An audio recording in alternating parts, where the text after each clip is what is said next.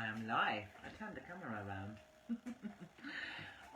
It is the 10th of January 2024 and I'm reading A Vague Vacation.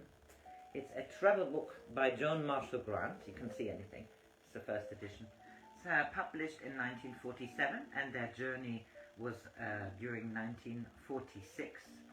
She and Charles, her husband, then decided to escape the rationing in this country, and they went to France and also to Switzerland. Chapter 26. Grande Chartreuse. At first, when Charles said, "We must visit the monastery of the Grande Chartreuse," I did not share his enthusiasm.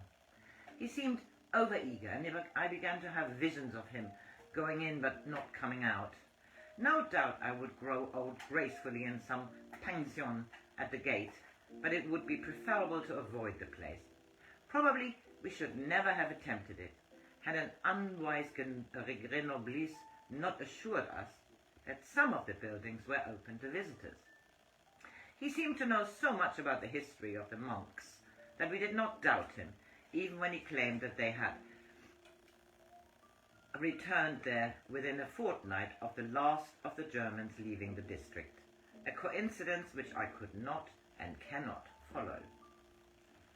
We were several miles out of Grenoble before I realized that to Charles this drive was a kind of pilgrimage, so I stopped being flippant about the rival virtues of the yellow and green liqueur. We climbed and twisted further into a bewilderment of hills, and came to a prospect so fine that I insisted on stopping. The bank fell steeply into a pasture among sweet chestnuts. We lay on the grass in the sun, free of the sense of urgency that usually afflicted us when we had declared a definite objective. Beyond the enclosed valley, limestone rock towered in an apparently impassable barrier. "I'm glad you don't feel impelled to clamber up mountains," I said, adding, "Why do people climb?"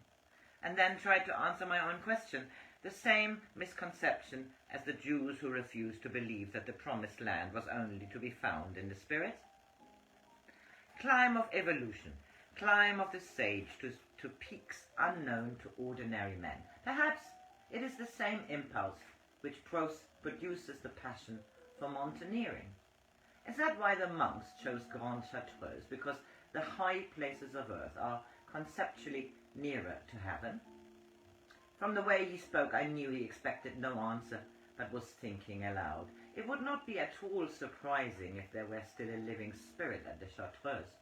Surely one could not fail to become better than oneself after years hidden away from the urgent ugliness of cities. They belong to the same order as Mellerie.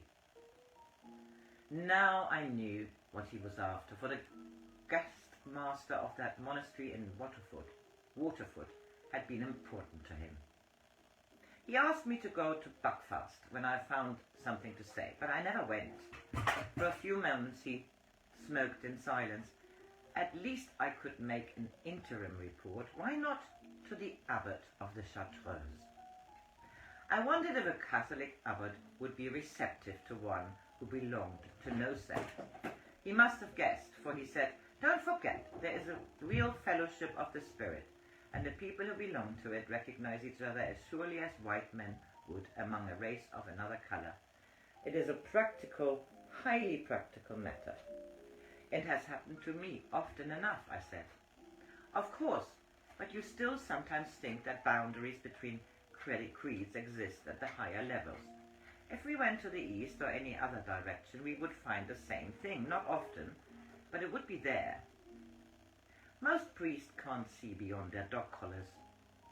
I'm not talking about sectarians.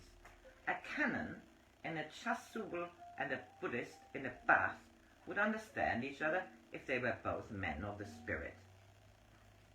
I'm not skilled in doctrine and find most generalities a little tedious. Charles has a capacity for inference, which sometimes runs ahead of my empiricism. But I thought he was building too much on the abbot. Even if he agrees to see you, it will be rather difficult to jump the barrier of conventional religion, especially in French. And what do you want to say? Words either come at the right moment without thinking of them beforehand, or it is better to keep quiet. He threw his cigarette end down the slope. But you know very well that both of us would try to say to a person of the real quality if we had the chance. We should be like the philosopher in the Crook of Gold, who met certain strangers on the road and knew them among the indifferent crowd. When I came out of the bright night in the company of the invisible, I was told to say to a certain man, "We are no longer alone. That which was taken away is coming back." Everyone who has read the myths of the quest knows that something was withdrawn a long time ago. Call it the Grail, call it the Word, call it the Rose, the Sword, the presence of the Paraclete. The Paraclete. It is coming back, not collectively, but individually. We sat in silence, and he started quoting lines which William Younger had written at Treleden. I walked upon the mountains, and the sound of drums was under my feet, an intricate beat welling out of a hole in the rock, and there I found a flame shaped like a man with many arms, who beat upon 3 dreams made out of ivory, older itself than light. He stood up laughing. "Come, my darling, the drums are under our feet." I scrambled up the bank until he caught hold of my arm and raced me down the steep slope until I lost my balance. He reached the top of the embankment and began to bombard me with chestnuts, an effective fire, for they were prickly as sea urchins. I reached the car by an intelligent use of protective undergrowth and found him pretending to sleep. The exquisite Irish, I said fondly, still picking spines out of my hair. Mysticism one moment and broken bottles the next. Never a dull moment. At Saint-Laurent we turned into a narrow defile, where the forest grew so thick that the sunlight was shut away from the rushing water, which echoed the twisting road. 3 times we had to wait until newly felled timber was hauled on wires across the gorge. The 4th obstruction, near a bridge, was more conclusive. A sign informed us that the road was closed. A forester explained that the monastery was deserted, and if we wished to see the outside of buildings, we must do the next 6 kilometers on foot. "So much for the abbot and all that," said Charles. "Anyway, I am now 3-dimensional as a stockbroker, and equally incapable of talking philosophy. I suppose I could make some remarks, but the fire has gone out." Both of us admitted we were relieved. Conventional conversation, even with an abbot, would have been a sorry anticlimax, for neither still felt capable of achieving the unlikely.